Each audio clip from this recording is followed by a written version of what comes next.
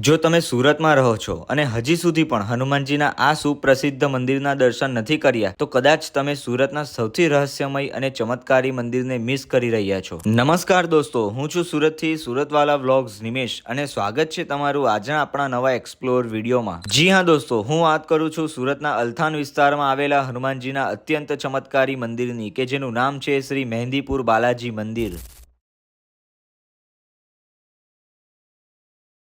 આ મંદિર આજથી ઘણા વર્ષો જૂનું માનવામાં આવે છે અને આજે પણ આ મંદિરના ગર્ભગૃહમાં સાક્ષાત મહેંદીપુર બાલાજી વિરાજમાન છે।